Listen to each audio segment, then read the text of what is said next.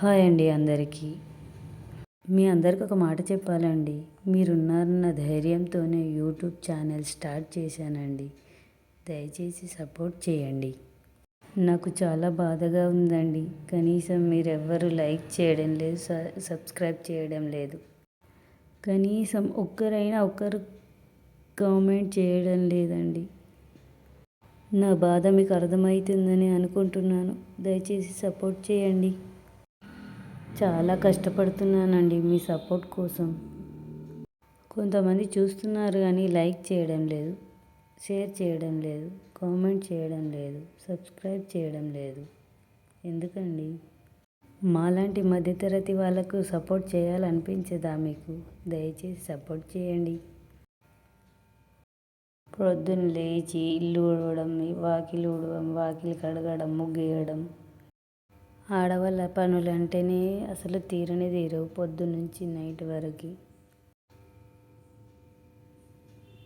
వంట ప్రిపేర్ చేయాలి, అలాగే బాక్సులు పెట్టాలి రెడీగా.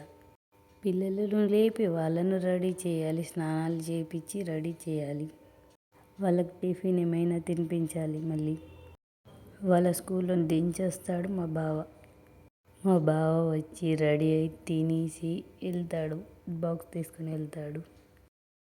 తర్వాత నేను అందరూ వెళ్ళాక టీ తాగి, నేను పని స్టార్ట్ చేస్తాను. మళ్ళీ బట్టలు ఉతకడం చేతితోనే ఉతుకుతాను, పిండుతాను, ఆరేయడం ఇదొక పని కదా. మా పాపనైతే అంగన్వాడీ నుంచి తీసుకొస్తాను 1 కల్లా. తనని తీసుకొచ్చి తనకు తినిపించి నేను తిని తనను పడుకోబెట్టి మళ్ళీ మా బాబుని తీసుకురావడానికైతే స్కూల్కి అయితే వెళ్తాను. మళ్ళీ 3:30 కల్లా వచ్చి వానికి ఏమైనా తినిపించి అప్పుడు గిన్నెలు తోమి కడిగేస్తాను. గిన్నెలు కడిగాము అయిపోయాక టైం ఉంటే మిషన్ కుడతాను.